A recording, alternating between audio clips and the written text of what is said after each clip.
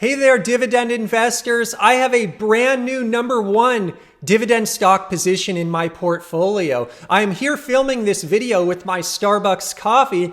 This one is empty. I needed my energy for the video today, but don't worry, there's always more. I've always got more of this stuff around the house. Of course, Starbucks is now my number one dividend stock position in my portfolio, or at least it was my number one position earlier this week. J&J has reclaimed the number one spot, but they're basically tied right now for number one. I want to share in the video today why I added a pretty good sized amount of money to Starbucks earlier this week when I watched their investor presentation and their reinvention plan. I have a lot to go through today. I want to share why I think this is an amazing dividend stock from a long-term yield on cost perspective. I want to go through their reinvention plan, and I kind of want to do speed slides. I have a lot of slides. I'm going to go through them very quickly, and I want to condense hours of research down into minutes. Get ready, everyone, for a really exciting dividend stock investing video.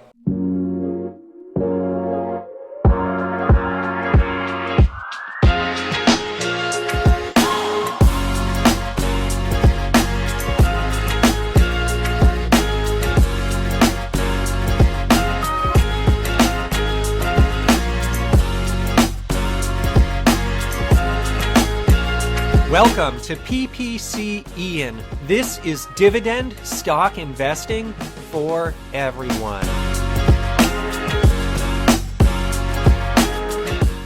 All right, everyone, let's get started. In terms of the agenda today, I want to go through why I invest in Starbucks. I want to go through my recent trade. My patrons have already seen that one. I want to go through my press release analysis of their reinvention plan. And then last, I want to go through their investor day. I'm literally taking hours of analysis and condensing it down, but I will probably do a part 2 video as well because the investor day is so long and there is so much to cover. By the way, check out my Patreon. I'm going to link to it in the pinned comment below. Over on Patreon, on Corner Patreon, I did my first ever Zoom meetup last Friday, and I'm going to try to make these monthly on a go-forward basis. Now, as you can see on the screen in front of you right now, the reasons I invest in Starbucks and the reasons I've made this my number one dividend stock, first and foremost, is the growth of the company, the dividend growth, and the opportunity for long-term yield on cost. The company is growing quickly, as it has been for the last 51 years. They're growing the dividend on average by 14.4% per year. There is opportunity looking 10 or 20 years out to have substantial cash flow,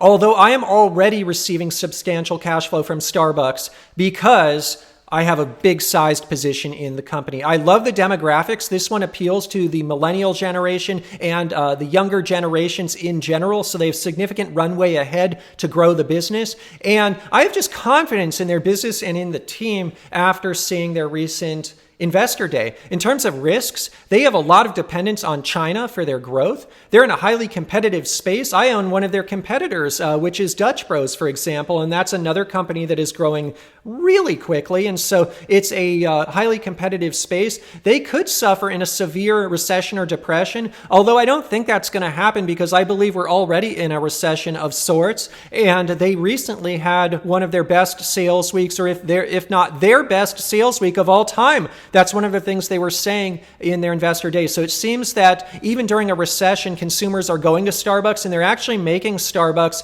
a preferred venue for their coffee and also for snacks. They're calling it, I think, one-handed kind of grab-and-go snacks. You have one hand on the steering wheel of your car. You have the other hand on your snack that you're eating as you go from Starbucks. I would also say they have an asset-light strategy. They don't own a lot of real estate the way that McDonald's does. And so that's another risk factor. I think a company like McDonald's, which I also own, has a lot of value in their real estate portfolio, but they also started their company so long ago and had a real estate first approach, whereas Starbucks, I would say it's an asset light approach, but they have economies of scale with their network and with their technology and with their business model and their rapid business model growth. And so there's pros and cons there, but those are some of the high level thoughts I have with Starbucks. But first and foremost, I'm a dividend investor, and so I'm investing for dividends, and I see dividend growth at this company. And with that, as you can see on the screen in front of you right now, this is my recent trade. My patrons have already seen this, but I'm going to go through it really quickly here.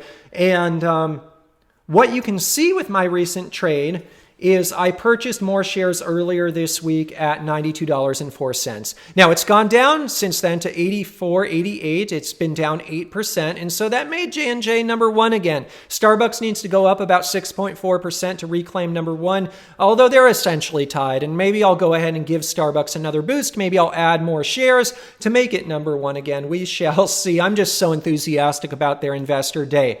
Now, a forward PE is pretty high at 32 this year, 27 next year, but that's because this is a growth story and the growth is priced in. I'm comfortable with that because I'm investing for decades. The starting yield is only 2.13%, but that's meaningful for me because of the amount of money I have in there. But what's more meaningful is the dividend growth rate of 14.4% per year on average. We are in September now. Typically at the end of September, Starbucks will announce a really hefty dividend increase. Put in the comments below, what do you think the dividend increase will be? Will it be as high as the 5-year average or will it be lower? I think because they suspended the share buybacks, although now they say they're going to bring them back, I think they're going to be a little more cautious on this dividend increase because they're in the middle of the Reinvention Plan. But so I'm estimating maybe between 8 and 10%. But put in the comments below what your estimate is, and it'll be fun later this month to see how much they increase it. I want to move on now to the next segment of the video. I want to go through some speed slides. I want to share a few slides from their press releases just to bring you up to speed on what Starbucks is doing right now because there is a lot to be excited about. First and foremost, as you can see on the screen, they're bringing in a new CEO. And so I highlight on these slides the key takeaways. If you're reading along at home on your screen, you can see there that they named Laxman Narasimhan as their next CEO. I heard him speak at the Investor Day. I was impressed. And so Howard Schultz will continue through April of 2023, and he will be an advisor, of course, while remaining on the board of directors thereafter. But I was pleased with Laxman, and in particular, as you can see on the next slide on the screen here, he has a rich heritage of leadership at PepsiCo, and PepsiCo is my number 3 favorite dividend stock, my number 3 position in the portfolio. I will be adding, and I have been adding aggressively to PepsiCo as well. And so you can see all those trades over on Patreon. A lot of my patrons, they already know all about that. But I love that he's bringing that heritage of leadership from PepsiCo over to Starbucks. I think there's going to be a world of value there that Laxman brings, and it'll be exciting to see what he accomplishes as CEO. Moving on, I want to go through the press release from their Reinvention Plan, and then I'm going to go into my notes from their Investor Day. So as you can see on the screen right now, they had a press release recently that goes through their Reinvention Plan,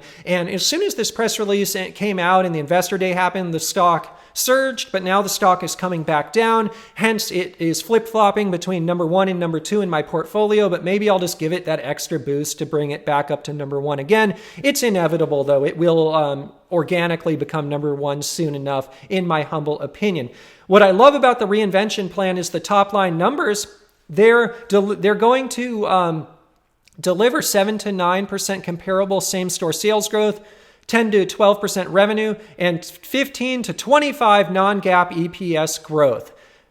15 to 20% non-GAAP EPS growth certainly sustains a dividend growth rate similar to the one we've been seeing the last 5 years with that 14.4% CAGR. And also, as you can see on the screen, they're building on their 51-year history of innovation. And so that's something a lot of people don't realize about Starbucks, that they have been a growth company for 51 years. And so this company has a lot of heritage and they keep building on that. On the next screen, there are a lot of takeaways to share. As you can see in front of you right now, I have a lot of highlights here, but the ones I want to really focus in on is Starbucks is a growth company. I am a dividend growth investor. I have high yielders. I have some high yield stocks that are growing the dividends slower, but Starbucks and kind of my persona these days, if you look at my core stocks, I'm a dividend growth investor because I have some time ahead of me. I'm investing in companies that not only pay a dividend, but they are growing it quickly. And if I just hold on to those, I reinvest the dividends, I have a huge yield on cost looking a few years out. And so Starbucks is a growth company. And they are reiterating the numbers here. And in particular, what they're saying with these numbers is the numbers are going up. They're upping the guidance. They're increasing the guidance. They're saying, hey, same-store sales are going to be 7 to 9%. That's up from our previous guidance of 4 to 5%. They're increasing guidance. you can see here that their portfolio is going to grow, and it's going to grow quicker than they previously thought. It's going to grow by 7% instead of 6%. They're opening more stores. That's wonderful. Revenue, it's up. It's 10 to 12% growth instead of the prior range of 8 to 10%. It just keeps looking great on the numbers. And at the end of the day, I invest in companies that have great numbers. And you can see the non-GAAP EPS is now going to be 15 to 20% annually through fiscal 2025. It's up from the prior range of 10 to 12%. That certainly supports a growing dividend. And what I love is they're going to resume their share buybacks as well. And you can see that all the way at the bottom of the screen. So a lot to take away from that slide in particular. That was an interesting one. I want to keep going though. Check out the next one on the screen right now. I have a few less highlights on this screen, but still a lot to look at too. What they talk about next is just their partner experience. We all know, and I've done videos on this, I'll link to it in the pinned comment, they've had some drama with unionization and with a lackluster partner experience. Partners are their employees, by the way. That's what they name their employees. I love it. And so what I think is so interesting at a high level with the Investor Day that was so invigorating for me was to see that this company is doing everything it can to do better. And they are saying, look, our partners are complaining, they're unhappy, they're trying to unionize because we haven't done right. They're being honest with themselves. They're saying we need to be better, we need to improve, and they are doubling down on everything they can do to have the best partner experience of any company in the world. That's cool because when I first saw that the partners were unionizing, my gut told me, boy, that's too bad. Maybe Starbucks should do some automation and kind of be less dependent on these partners. And that was my gut reaction, but that shows me why I'm not the CEO of Starbucks, because they came up with a better idea. They said, you know what? Let's take to heart what these partners are saying and let's make the experience so much better for them. And so you can see Starbucks partners are at the core of the Reinvention Plan. They're committing to partner improvement with a three-pronged approach. And what also they're doing is they're going to be investing in their stores. They're going to put $450 million into existing U.S. stores in the fiscal 2023, and they're going to keep building on that in fiscal 2024 and 2025. So I really like seeing that they're going to keep their partners happy. They're going to improve the partner experience because the partners are happy, customers are happy, the company makes more money. It's as simple as that. As you can see on the next screen, I want to go through a few more points. Check it out. They're going to open new stores, and they're just, saying that they can deliver a 50% return on investment with new stores with a 25% cash margin. They want to accelerate their U.S. growth. One of the things that was a big takeaway is that they're going to innovate. And they were saying, I'll talk about this later, but cold beverages are like 70% of the business now. Who would have thought? That's amazing. But they're investing in some innovations such as this siren system. It's going to make it so much easier for their baristas, for their partners to unlock productivity. And I guess this is where my automation comes through. They are going to automate some of the work, but they're going to do it to make the partner experience better so the partners can really focus on what they do best, which is crafting amazing beverages and building relationships with customers, because we know those relationships turn into revenue and margin for the company. What I loved seeing as well is they're going to expand upon their digital experience. They're going to integrate DoorDash. They already have Uber Eats, but they're going to integrate DoorDash into their company. And also they have announced Starbucks Odyssey, which is a Web3, basically an NFT experience where customers can earn and purchase NFTs, non-fungible tokens, on the blockchain through the Starbucks app. This is music to my ears because I am someone who believes in cryptocurrency for the long run and crypto innovations, but they're going to make it really easy. And this is basically going to take their loyalty program to the next level. Think about it like this. If you either earn or buy a particular digital NFT in your Starbucks app, it can unlock special experiences such as the ability to visit their coffee bean farm, things like that. It really takes the engagement to the next level. And we know that a lot of their customers, such as the millennial generation, which is their core demographic, has been embracing these technologies, so it keeps them relevant. And this is why I invest in Starbucks, quite frankly, is it's not only a coffee company, but this is a company that is a technology company. And we all know that because they were a first mover on their mobile payment app, and that app is flourishing so well. So it's music to my ears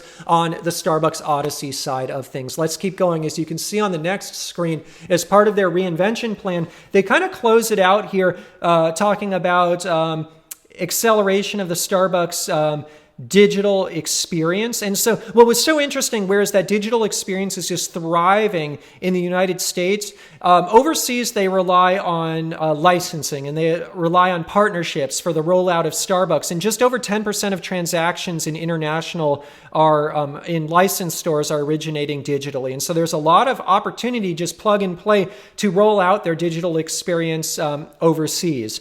And they have a purpose-driven growth agenda in China. It was so interesting to see that Starbucks will drive meaningful growth in China. They are basically going to double their sales over the next 3 years. They're going to increase the store count by 50%, reaching 9,000 stores. And so that was the last slide from the reinvestment plan that I took to heart. But the next one I want to share is a separate press release. It's related to the reinvention plan. If you want to read more about these, by the way, I'm going to link to them in the pinned comments so you can read all of these things. But check it out on the screen. TechCrunch, as you can see on the screen, did a really exciting write-up on their loyalty program, the next rollout, which will be Starbucks Odyssey with the Web3 enabled program. I really encourage you, if you are a Starbucks investor, if you just want to learn more about the future, because this is the future, in my humble opinion, head on over to that article. And again, in the pinned comment, I'll link to all these articles and I'll link to their investor day where you can watch the webcasts that I spent hours watching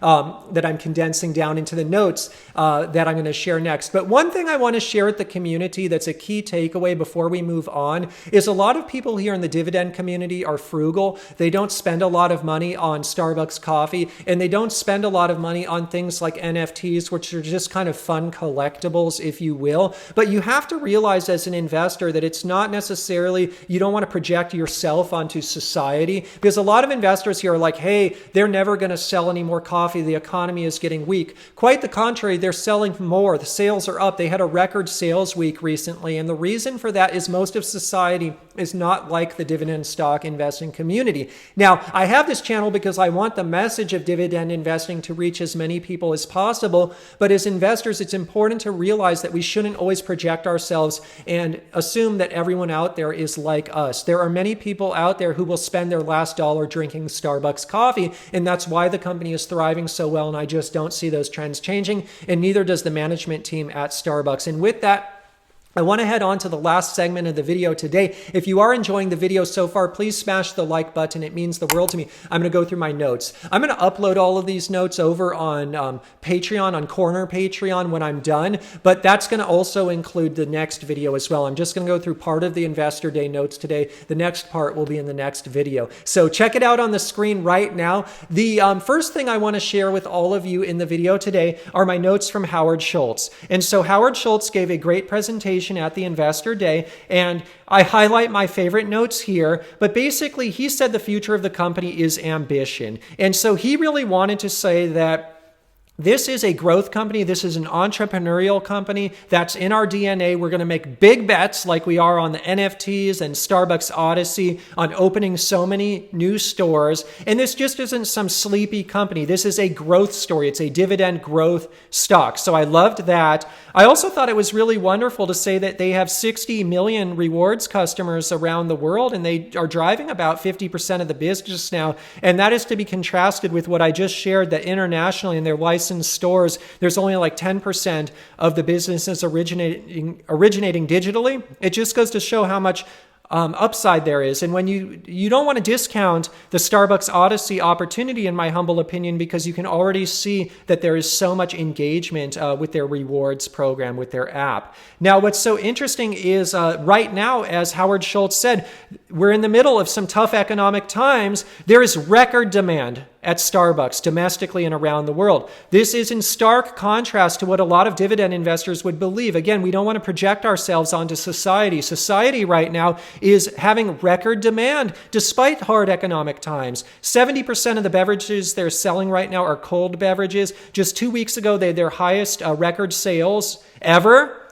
And Howard Schultz said there will be significant dividends and a return to buying back stock. This is so important. As a dividend stock investor, buying back stock is nice. They buy it back.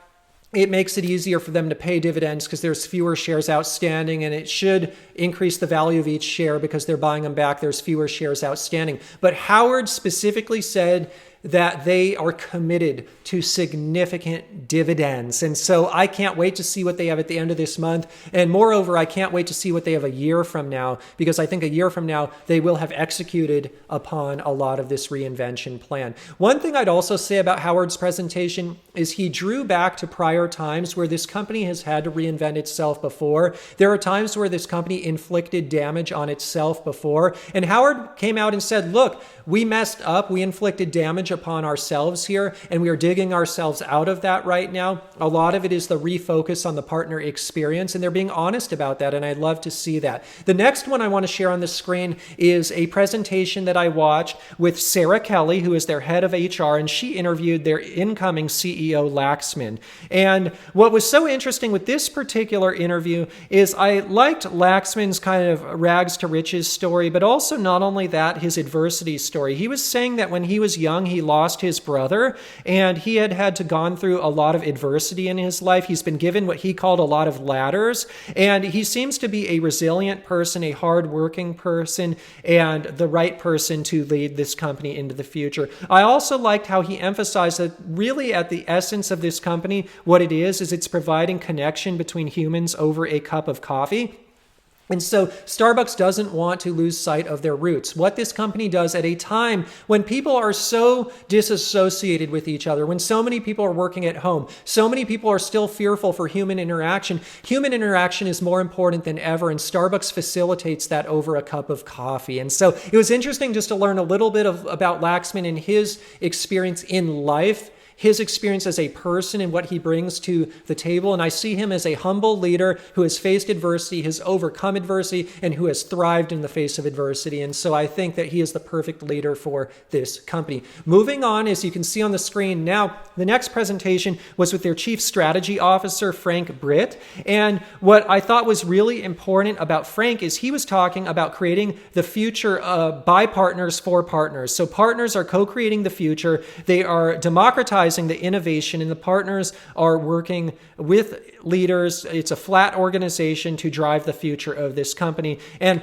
that was really important to see. And I thought that was a humble and appropriate approach for this company, not just to discount the partners and the challenges that they're having, but to realize, hey, the partners are the lifeblood of this company, and we're going to make things better for them. And so that was great to see. And he basically said the store manager is the key to the entire master plan at a store level. He said a thriving partner increases the net lifetime value of a customer in the store. Starbucks has actually seen this through the analytics that they have run. And so I really liked seeing that in the presentation. And so I want to go through one more. As you can see on the screen in front of you right now, the next presentation in their investor day, and each of these presentations, by the way, was like a half hour or an hour. And so I'm condensing it down hours into minutes for all of you, was Brady Brewster, their CMO. He basically said there's an epidemic of loneliness and isolation, and Starbucks is the solution for that. He said there's 400 million global customer occasions per week across all channels, including international and CPG. CPG basically are these, like you see here, this Starbucks in a bottle that I drink at home. That's what Brady means when he talks about CPG. But as you can see on the screen right now, he said that the weekly active customer base is the largest in the company's history. So again, this is in contrast to what most would think in tough economic times. They're seeing 20% year-over-year food growth. That's really exciting to see. And he said they're seeing these one-handed meals where one hand is on the steering wheel, one hand is on the phone, or one hand is actually one hand should be on the meal. Who knows how they're doing that? But basically, he's saying consumers are juggling a lot of things at once. He talked about Starbucks Odyssey. I talked about that already. I'm just so excited about it. And it's an access pass to the digital and real-world experiences at Starbucks. And so, long story short, that's what I've learned from the Investor Day Part 1. I'm going to talk about some Part 2 stuff in my next video with all of you, and I'm going to share these notes over on Patreon as well with the corner patrons. Let me know what you think about Starbucks in the comments below. Are you as excited about this business as I am? Again, in a nutshell, my experience and my excitement is through the growth and their ability to grow that dividend for me over long periods of time, which is going to give me substantial yield on cost looking 5, 10, 15, 20 years out.